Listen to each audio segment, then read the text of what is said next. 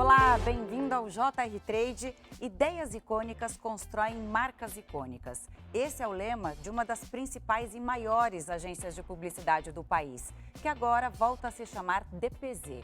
Para nos contar desse novo momento, a gente recebe aqui no estúdio o co-CEO da DPZ, o Benjamin Jung. Bem-vindo aqui, obrigada por esse bate-papo aqui nos nossos estúdios e presencialmente também. Obrigado, Camila, obrigado pelo convite. É um prazer estar falando aqui com você e com todo mundo que acompanha o programa na Record TV.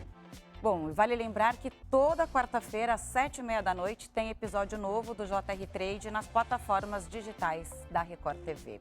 Vamos começar então a nossa entrevista falando sobre essa mudança de nome, voltar ao DPZ e o peso que isso tem? Como a gente brinca, é o Back to the Nada Basics. Bom, a DPZ é uma agência que tem 54 anos, né? Ela foi fundada em 1968 por três grandes ícones da publicidade brasileira, né? O Dualib, o Petit e o Zaragoza. E ao longo desses anos todos, Dualib, Petit e o Zaragoza, junto com outros talentos incríveis que passaram pela DPZ, criaram ideias icônicas e construíram grandes marcas, né? Posso citar, por exemplo, o Leão do Imposto de Renda, o Garoto Bombril, o Baixinho da Kaiser, o Lectrek da Sadia, US, mais recentemente Caverna do Dragão para Renault. Enfim, você vê que não dá para falar dessas ideias icônicas sem falar das marcas icônicas que elas construíram, né? E nos últimos 6 anos, houve uma cisão da DPZ com uma outra agência, por conta disso ela ganhou uma outra letra, mas a gente está passando por um processo novo de transformação, de modernização da agência e por conta disso a gente resolveu fazer esse resgate, essa volta aí às origens, né, e a esse estado de espírito que é a DPZ, que se mantém vivo de construir e buscar ideias icônicas que constroem marcas icônicas. Dualib, inclusive, fez um depoimento sobre a volta da DPZ, né? Sim, o Dualib fez um depoimento super carinhoso sobre a volta da DPZ. Eu tenho até aqui no meu celular, eu posso ler para você. Por favor, vai ser um prazer. O Dualib escreveu o seguinte para a gente. Ouvi centenas de vezes pessoas dizendo que o sonho delas era trabalhar na DPZ. E eu respondia, o meu também. A DPZ não era uma agência, era um estado de espírito. As 3 letras exerciam um fascínio especial e mudavam a atitude das pessoas. Elas sabiam que iriam conviver com grandes profissionais e exercer a liberdade criativa em sua plenitude, e que suas ideias, por mais atrevidas que fossem, seriam defendidas. O clima era de alegria e felicidade. Fico muito feliz de saber que as 3 letras voltam e, com elas, certamente, renova-se o espírito que fez da DPZ um dos melhores lugares para se trabalhar e uma das grandes agências do mundo. Então, acho que isso reflete muito esse momento atual da DPZ. Ele fala sobre ideias atrevidas, né? E, ao mesmo tempo, a gente fala de ideias icônicas. Como você também é um cara de criação, né? Como chegar a isso, a ter uma ideia que seja icônica e atrevida? Olha, eu acho que a gente tem hoje um desafio muito grande de se conectar com o consumidor, né?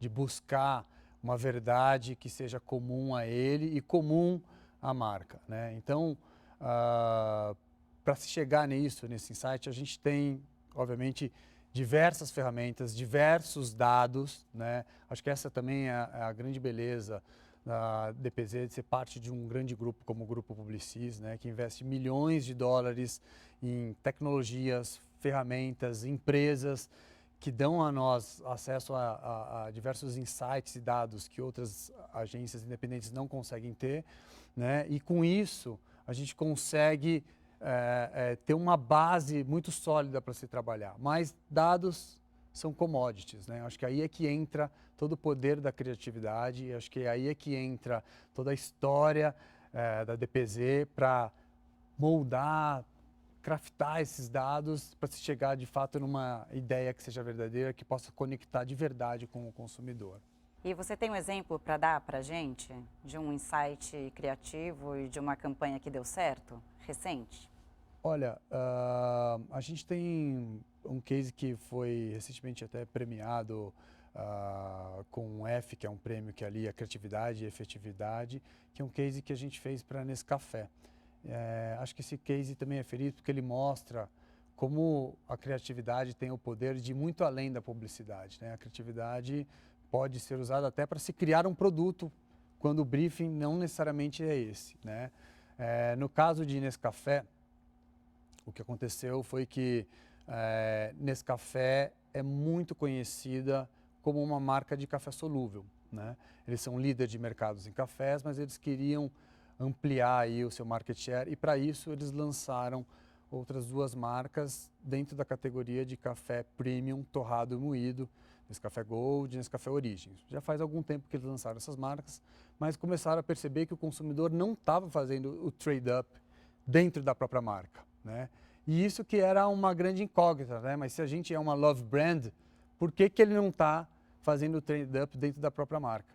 E aí a gente, trabalhando e co-criando junto com o cliente, porque a gente adora trabalhar e ter processos integrados de criação, a gente começou a observar que o sabor do café premium, torrado e moído, é muito distante do café solúvel. Por conta disso, a gente precisava criar, na verdade, um novo produto e não uma nova campanha. E aí a gente criou uma nova linha, que é a linha Intensidade Máxima, para justamente o consumidor poder fazer esse trade-up e esse step aos poucos e migrar para lá. Então, eu acho que é um grande exemplo de como a gente pode usar a criatividade como uma solução de negócio, né? Acho que a gente acredita muito nisso, na criatividade para acelerar negócios, não só criar campanhas, né? Claro que atrelado a essa solução de negócio também veio uma grande campanha, né? Ainda falando de Nescafé, isso aconteceu no período todo da pandemia, né? Onde as pessoas estavam em casa, todo mundo aflito, com todas as incertezas que a gente estava vivendo, com todo esse período. E aí a gente criou um conceito que é o respeito ao tempo, né? O respeito ao tempo da colheita, o respeito ao tempo da torra, o respeito ao tempo do preparo, né? Que é uma verdade para o produto, mas também uma verdade que conecta com o consumidor. E aí a gente criou um comercial no YouTube de 4 minutos, que era um vídeo sem cortes de uma pessoa preparando um café, curtindo aquele momento, curtindo aquela pausa, aquele respiro, ao som da música Paciência do Lenine. Amo. Né? Então, a própria propaganda já por si só era uma experiência de relaxamento, Fazer de pausa. café, ritual. Exatamente, era um ritual para o consumidor. Então, conectou com ele de uma maneira super verdadeira. Por conta disso, o YouTube premiou a DPZ e Nescafé como a propaganda que no ano passado soube melhor entender o momento que a gente estava vivendo. Ganhamos o prêmio do YouTube In The Moment e ganhamos outro prêmio que era o The Unskippable, né? Então, quando a gente fala de vídeos de 6 segundos que você não pode dar o skip, a gente fez um de 4 minutos que as pessoas não skipavam. Mais Genial. de 50% das pessoas que assistiram o vídeo assistiam até o final e os comentários são maravilhosos. Primeira propaganda que eu assisto 4 minutos e amo, sabe? E sem corte também, né? É difícil, a gente que trabalha em televisão também, gravar matéria, essa coisa de sem corte. Essa né? foi a dificuldade de produção. Numa cena dessa? Exatamente, são 4 minutos sem corte algum, que a câmera só viaja por aquele momento e ela está realmente curtindo o preparo e apreciando um bom café. E aí, pegando esse gancho de que você falou do consumidor, que vocês conseguiram entender, né? O consumidor mudou muito também na pandemia e agora a gente vive, digamos, um pós-pandemia, porque o pior já passou. O que o consumidor trouxe de diferença nesse momento? Olha, eu acho que todos nós passamos por isso, todos nós vivemos isso. Do dia para a noite a gente foi obrigado a ficar em casa e fazer compras online. Então, acho que muitas pessoas que antes tinham um receio, um medo de fazer compra online, foram obrigadas a perder esse medo, perder esse receio, porque não tinha outro meio, né?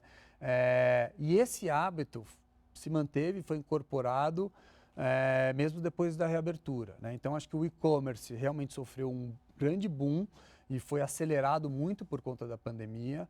É só lembrar quantas vezes você foi no mercado fisicamente, mesmo depois da abertura. Eu né? me enquadro completamente nesse perfil. Eu tinha medo de fazer compras pela internet, hoje em dia sou viciada.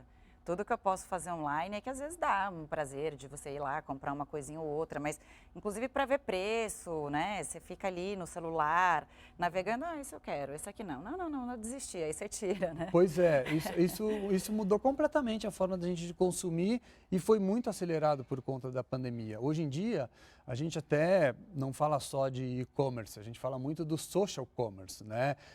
Tem um dado que saiu recente que o brasileiro passa 3 horas e 47 minutos nas redes sociais, né? Então, assim, não tem como você não conversar com ele, não estar nesse ambiente, não estar conectado e conversando com ele lá, se você quiser, de fato, vender qualquer coisa para ele, né? As marcas se adaptaram a isso, né? Claro, com uma visão, um olhar da própria agência, vocês trazem esses dados para elas, mas as marcas também tiveram que ter uma atenção maior para isso. Total. Eu acho que hoje em dia todas as marcas estão muito atentas e buscando essa conexão e conversar, se conectar aí com o consumidor nas redes sociais. Eu posso te dar até um outro exemplo que isso fica bem claro, né?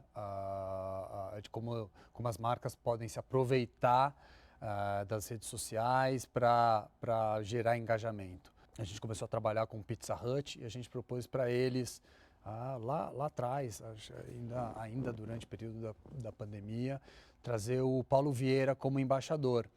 Numa época em que as pessoas, que nenhuma marca ainda apostava no Paulo Vieira. Ele é genial. Ele é genial. Também adoro ele, amo ele e acho que ele representa muito o Brasil que a gente quer, né? Com humor, né? Exatamente, um jeito humor, fácil de inteligência. super inteligente. Então, como foi uma das primeiras marcas a apostar no Paulo Vieira, quando teve o Dia da Pizza, o Paulo, ele lançou um desafio para todos os seguidores dele. Ele falou, gente, hoje é dia de pizza, a Pizza Hut foi uma das primeiras marcas a apostar em mim. Eu adoraria dar para eles de presente um trending topic. Vamos aí? Coloca a hashtag Pizza Hut. E de fato conseguiu. A gente conseguiu fazer naquele dia da Pizza Hut ser trending topic. E isso se refletiu completamente nas vendas. A Pizza Hut teve um aumento de 169% de transações, e se for falar em receita, teve um aumento de 122% na receita, né? Então você vê como o poder de conexão real com o consumidor acaba refletindo nos resultados. Bom, a gente está falando da transformação no mercado nos últimos anos, nem se fala, né? Pandemia, teve essa coisa da aceleração de negócios, a publicidade não só fazendo campanhas, mas até criando produtos, como você mesmo deu o exemplo de Nescafé. Como que você vê essa transformação toda e para onde a gente vai, né? O que a gente vai ver nos próximos anos? Eu acho super difícil fazer qualquer exercício de previsão do futuro, né? Mas eu acho que assim...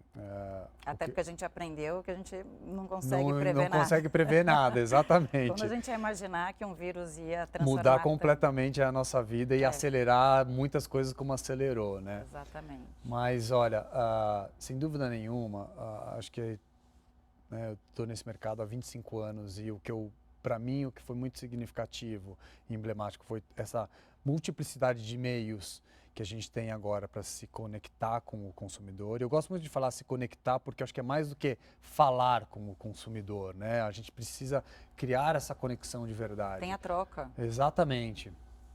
Isso também é uma outra coisa que mudou, né? A gente precisa, de fato, trocar. E para você trocar com o consumidor, você precisa entender ele, você precisa respeitar ele.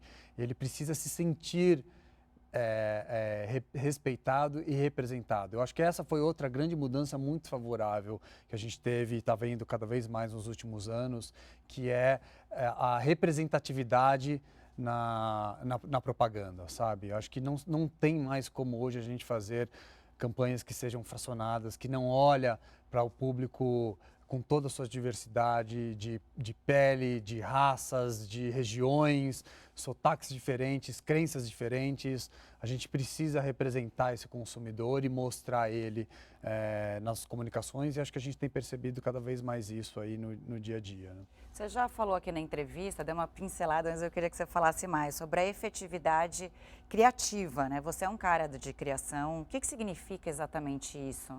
Muita gente fala em criatividade efetiva, né? Eu gosto de inverter as palavras para efetividade criativa, justamente para não perder o foco na efetividade, né? Na minha trajetória, ao longo da minha carreira, eu fui cliente antes de ser um criativo de uma agência, né? Então, não consigo conceber muito você ter uma ideia criativa que não tenha, de fato, uma dor, um resultado e um objetivo para ser atingido, né? Por isso que a gente inverte um pouco as palavras e procura essa efetividade, usar a nossa criatividade a serviço de um objetivo comum.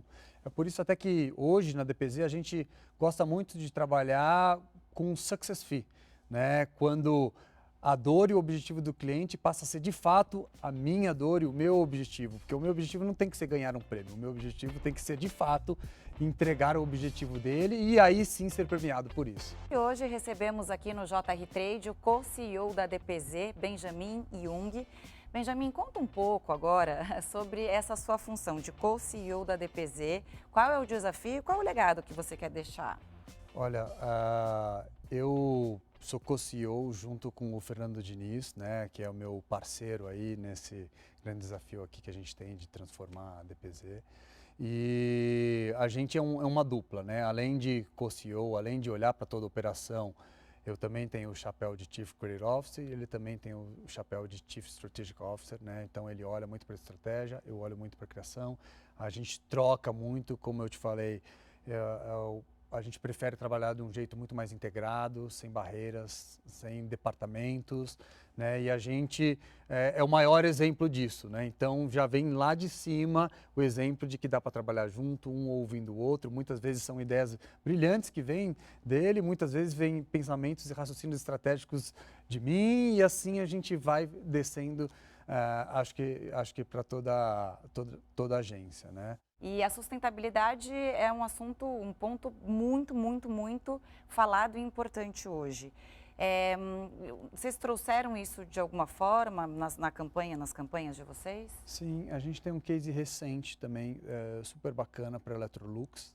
A Electrolux estava lançando uma nova linha de máquinas de lavar que, além de uma melhor economia de energia, melhor economia de água, ela também tem tecnologias que limpam melhor as roupas sem desgastar, ou seja, além de economizar água, energia, também preserva a roupa por mais tempo, também faz com que a gente seja menos consumista, né? Que as roupas durem mais tempo, né? Então, por conta disso, até a gente aproveitou um pouco e foi meio que na contramão desse consumo desenfreado de moda e lançou um movimento contrário a isso, né? A gente posicionou essas máquinas como máquinas de cuidar, né? Lançou um movimento de roupas sem data de validade, porque quando elas são bem cuidadas, elas não têm data de validade.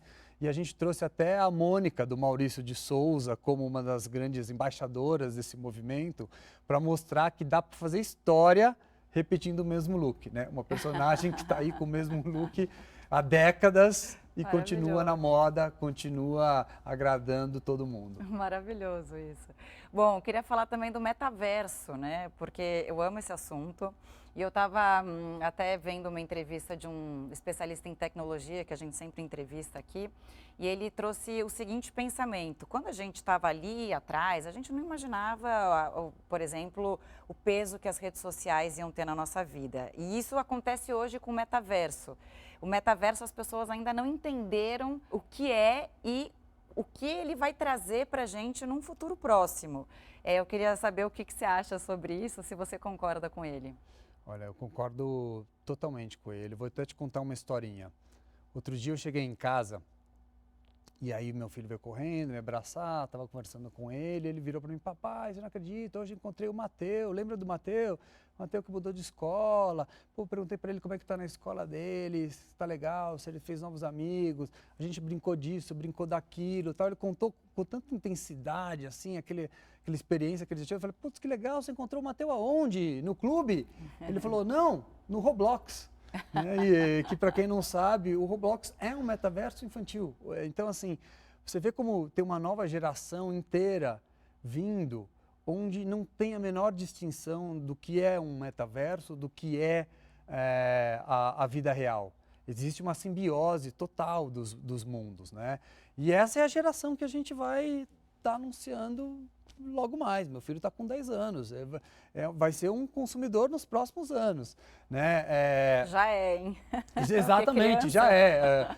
Influencia, com certeza influencia o consumo. Com certeza. Então, acho que a gente tem que cada vez mais estar preparado para conversar com esse consumidor e se conectar com ele, como eu falei, onde ele estiver, seja no mundo real, seja no metaverso. Hoje, na DPZ, a gente tem já em desenvolvimento 2 projetos para o metaverso.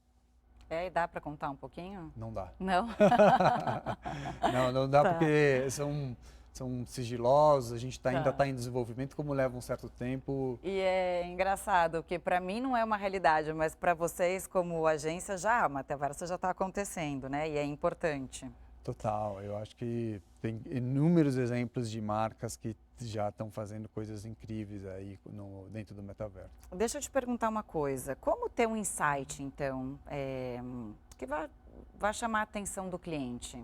Hoje a gente tem inúmeras ferramentas que vasculham um mundo de dados que estão à nossa disposição para justamente mostrar tendências de consumo, tendências de comportamento e trazer insights poderosos para a gente, né? Acho que essa também é uma dos fatores positivos de fazer parte de um grande grupo como o Grupo Publicis, que investe milhões de dólares em inovações, novas empresas, tecnologias e ferramentas e que outras agências independentes não conseguem ter, né? Então a gente usa tudo isso como insumo e aí aporta todo o nosso conhecimento, toda a nossa criatividade para moldar esses dados e chegar realmente em algo que seja poderoso, numa ideia icônica que de fato se conecte com o consumidor. Então eu acho que criar hoje ideias icônicas que consigam de fato conectar todos esses meios é o grande desafio que a gente tem hoje em dia, é o que a DPZ acredita que pode fazer de melhor aí para todas as marcas e consumidores para continuar construindo marcas icônicas nos dias de hoje. Para a gente acabar nosso bate-papo, a gente falou, né? A gente voltou um pouco ao passado da DPZ no começo da entrevista. Agora, para finalizar, quais os próximos passos da DPZ? Pergunta difícil essa. Essa não estava no script. Não, só para... Assim, olha, eu acho que a DPZ... Fechar nosso raciocínio, né? Tá bom. Eu acho que a DPZ está passando por uma grande transformação. Você conversou há um tempo atrás até com a Rafa Queiroz, que é a nossa VP de mídia. A gente trouxe do Facebook, agora Meta, né, para a DPZ, né, numa época em que muitos profissionais estão querendo sair de agências para ir para plataformas digitais. Ela saiu de uma plataforma digital justamente para a DPZ, né, porque a gente acredita muito nisso. A gente acredita muito que consegue se posicionar como uma agência que cria grandes ideias icônicas, não importa o meio, não importa a forma com que a gente vai se conectar ao consumidor.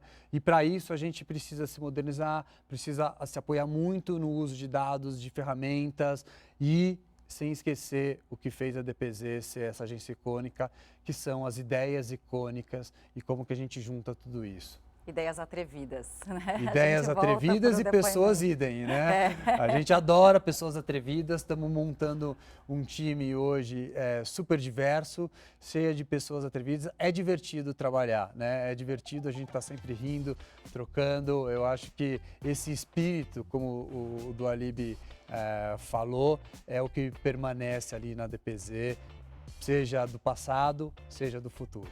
Boa. Obrigada pelo bate-papo, pela presença aqui no JR Trade. Volte sempre. Eu que agradeço, obrigado pelo convite. Pode me convidar, que será sempre um prazer. Somos parceiros. Estamos juntos. Lembrando aqui que toda quarta-feira, às 7h30 da noite, tem episódio novo do JR Trade nas plataformas digitais da Record TV. Muito obrigada pela companhia e a gente se vê em breve. Tchau, tchau.